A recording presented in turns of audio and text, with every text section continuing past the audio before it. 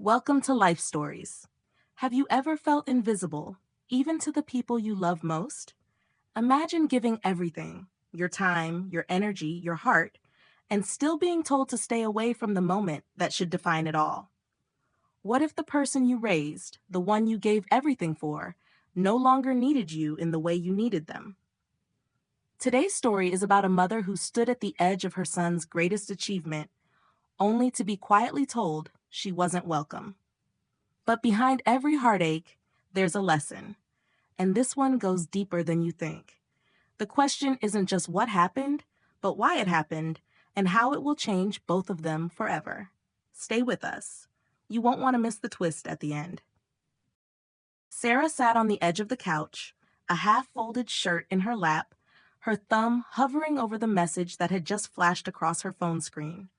It was from Jake, her son, the one person she thought she'd always have. He had always been her greatest achievement, her reason for waking up every morning, the little boy who once looked at her like she was his hero. The text was short, but it hit her like a blow to the chest. Please don't come to my graduation. I don't want any scenes. At first, she thought she'd misread it. Her thumb hovered over the screen, waiting for a second part that would soften the blow. Something to tell her it was a joke, something to assure her that of course she was still invited. But no second part came. There were no follow-up words, no gentle apology, no explanation, just the cold sting of rejection. Her heart pounded in her ears as she reread those words over and over. What did he mean by scenes? What had she done that made him so ashamed? Was it the way she dressed? The smell of her grocery store apron? Her tired eyes that never quite shook the exhaustion of raising him alone for over 20 years? Or maybe it was just her presence, her face, her history, the things that made her who she was. Maybe she had always embarrassed him, and now he was the last one to let her know. She typed a reply. What do you mean? She erased it. She typed again. Of course, I won't. I love you. She erased that too. She didn't know what to say, how to say it. This was the boy she had raised, the one she'd nursed through sickness, celebrated every small victory with. She had given up everything, her own comfort, her dreams, even the most basic of needs, just to see him succeed.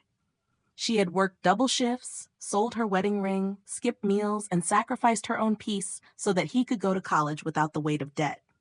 She hit send, her fingers trembling, but the reply was simple. Okay, understood. And then, nothing. She sat there, the weight of the silence pressing down on her like a physical force. She had never felt more invisible in her life. How had it come to this? The boy who had once looked at her with eyes full of pride, who had promised to make her proud on his graduation day, had erased her from the most important moment of his life. No cap, no gown, no invitation. Just the empty hum of the refrigerator and the quiet thrum of her heartbeat. Jake had always been her reason to keep going. From the time he was little, she had been there for him.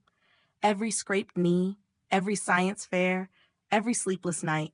She had always been his constant, his anchor, his unshakable support. Now she was nothing but a distant memory. She stared at the shirts she had just folded, each one a reminder of the life they had built, of the bond they had once shared. The realization hit her like a ton of bricks. She wasn't just being uninvited from his graduation. She was being erased from his life. He had moved on, leaving her behind in the dust. And he didn't even think it was cruel. She didn't cry. Not yet. She couldn't bring herself to. It wasn't just the graduation she was missing. It was everything that had come before it, everything she had sacrificed, everything she had given that had been silently discarded. For the first time, she wondered if she had made a mistake. Had she given too much of herself? Was she to blame for his coldness, for his desire to distance himself from her? It wasn't like there had been any big falling out, no explosive argument. It had all unraveled slowly over time in quiet moments of distance and dismissal. And now, here she was, left alone in the silence of her own home, questioning everything she had ever done for him. But just as she was about to slip into the depths of her grief, the phone buzzed again. This time, it was an email from the university. The subject line read, Jake's graduation speech. She clicked it without thinking, the familiar weight of anticipation pressing down on her chest, and then she saw it, the video. She hesitated, her finger hovering over the play button, but finally she clicked. She had no idea what she was about to hear. Jake's face appeared on the screen. He was standing at the podium, wearing his cap and gown, his face serious. The crowd around him was silent. And then he spoke. Before I begin, I need to acknowledge someone who isn't here today, he said, his voice wavering slightly. I asked my mom not to come to this graduation. I thought it would be better if she didn't. I was embarrassed, not of her, but of where I came from, and I regret that more than anything. I was too afraid of what other people would think of me, but my mom, she's the strongest, most selfless woman I know, and I left her behind. Sarah's breath caught in her throat. Was she hearing this? Was he really saying these words? Her hands started shaking. Jake continued, his voice breaking with emotion. She worked 2 jobs, 3 sometimes, just so I could have everything I needed.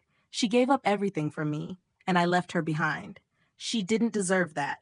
I've never been more ashamed of myself than I am right now. The room was silent. The words he had spoken, those words that she had never expected to hear, echoed in her mind. She had waited years for something like this, but never in her wildest dreams had she thought it would come like this. She replayed the video again, just to be sure. This time, she didn't feel the pain she had been expecting. Instead, there was something else, something softer, something that felt like the first light of dawn after a long, cold night. Her son had apologized, not in person, not with a grand gesture, but through the words he had shared with an audience of strangers. She wasn't invisible, not anymore.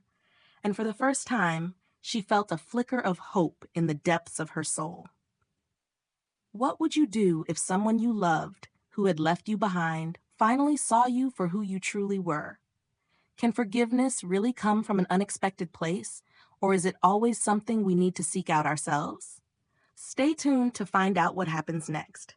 Because while one chapter of their story has ended, another, even more powerful, is just beginning. Sarah had been sitting at the kitchen table for what felt like hours, replaying the video of Jake's graduation speech over and over again. The words he had spoken were still echoing in her mind. She had watched him confess his regret, his shame, and his love for her, but the words, as meaningful as they were, couldn't completely erase the years of distance, the silent abandonment she had felt in the months before. And yet, something was shifting in her. She wasn't sure what it was, but the hollow ache that had lived in her chest for so long was beginning to feel a little less sharp. The darkness, the loneliness, had softened. It was as if the words he had said had cracked open a part of her she thought was sealed shut forever. But still, there was a gnawing discomfort inside her, a quiet question she hadn't yet dared to voice. Was this enough? Was an apology over a screen really what she needed? Or was there something more? Something deeper that she had to confront within herself? The phone buzzed again. It was Jake. Her heart skipped a beat, but her fingers hesitated over the screen. The last time he called, it was brief, just a few words, and she had been left with the uneasy feeling that it was more of a polite gesture than a real attempt at reconnection. She had tried to push that feeling away, to hold on to the hope that this was the start of something better. But now, as she stared at the screen, her stomach tightened. She hesitated, took a breath, and answered. Hi, Mom. Jake's voice was soft, almost tentative. Hey, Jake, she replied, keeping her voice calm, even though 1,000 thoughts were racing through her mind. I've been thinking about the speech, he continued, and, I was wondering if we could talk? Sarah's heart pounded in her chest. The old rhythm of their conversations, the ones that used to flow so easily between them, had been gone for a long time. There had been no more deep talks, no more late-night heart-to-hearts. Everything had felt strained, forced, like they were 2 strangers trying to find their way back to a place they had long since forgotten. I'm listening, Sarah said, her voice tight but gentle.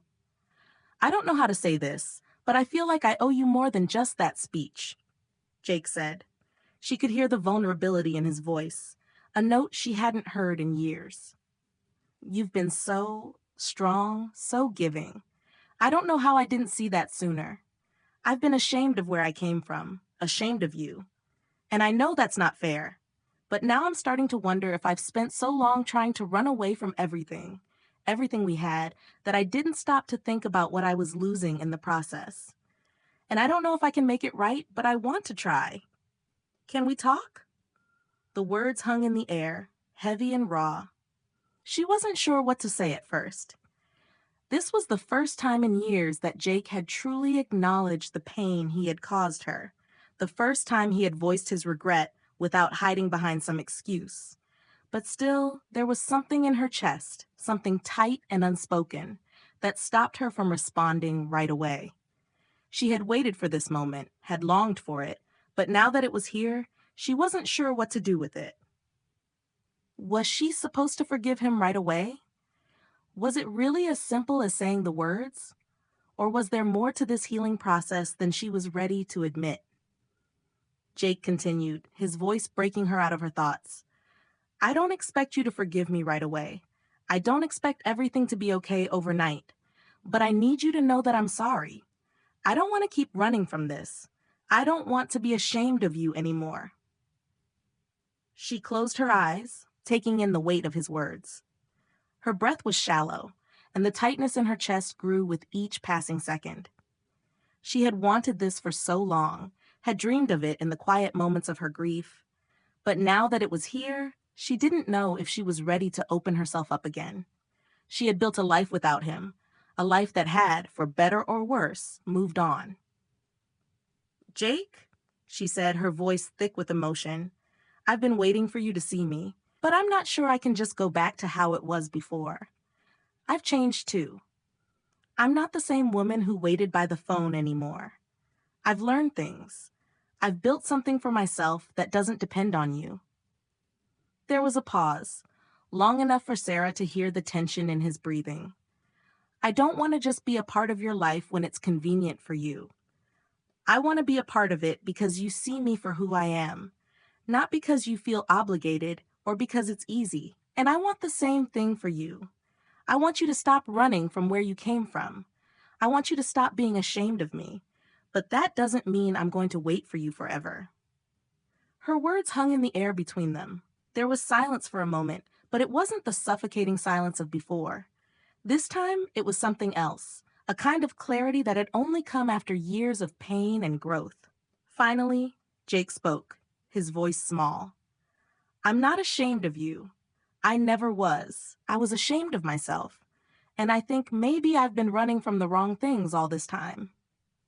I hope you find what you're looking for, Jake, Sarah replied, her voice quieter now, almost tender.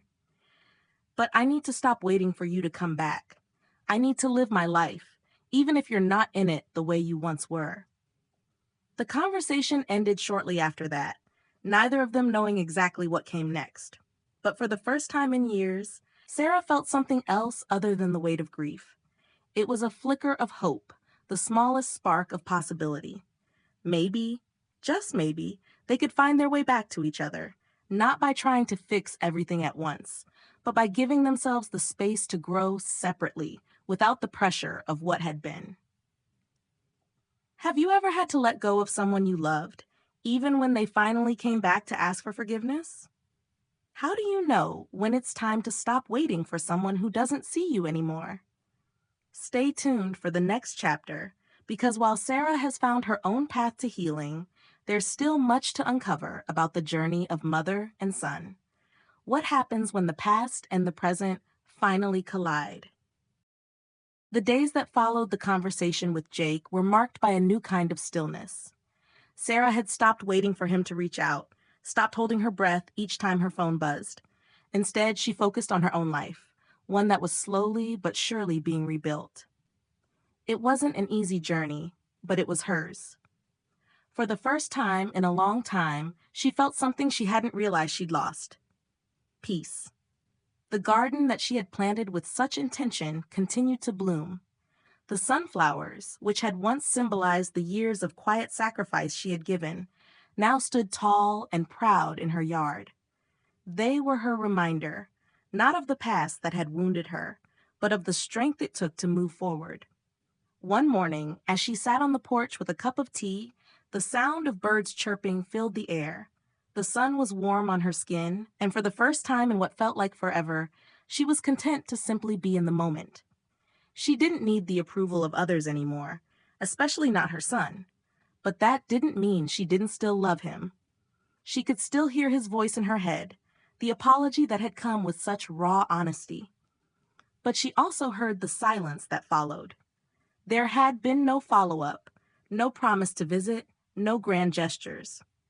The relationship between them remained fragile, a line drawn between them that neither of them fully understood. But Sarah knew something now. Her life had not been defined by Jake's absence, just as it hadn't been defined by his presence before. It had been hers all along. And though she loved him, deeply, undeniably, she was learning to love herself more. It was a soft Sunday afternoon when Sarah was in the middle of watering her garden that she heard a car pull up. She froze for a moment, the water hose still in her hand, her heart skipping a beat. It had been weeks since the last text from Jake, the one that had made her feel both liberated and hollow at the same time. She had assumed he was busy with his life, with his move to Chicago, with everything that was changing for him. But this sound, this familiar hum of the car's engine, was unmistakable. She put the hose down and walked toward the driveway, her steps slow, her breath shallow. When she reached the gate, she saw Jake standing by the car, his hands in his pockets, looking more grown up than she had ever seen him. His face was softened by time, but there was something else in his eyes, something raw, like the man he was becoming was finally starting to piece together the parts of himself that had been broken. He said, his voice low but steady. There was no formality in it, no distance. Just his voice. "I need to talk to you." Sarah took a step forward, her heart racing in her chest, but she didn't say anything. There was no need for words, not yet.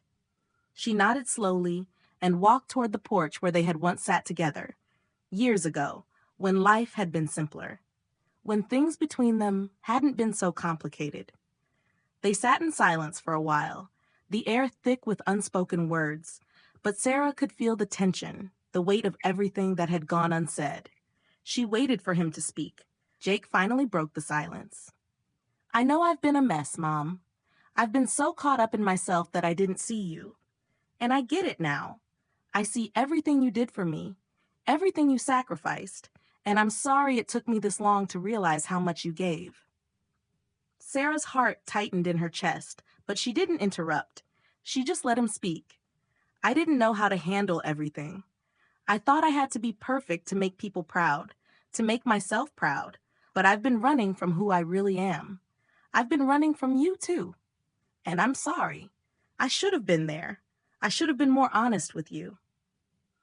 His voice faltered for a moment, and Sarah could see the struggle in his eyes.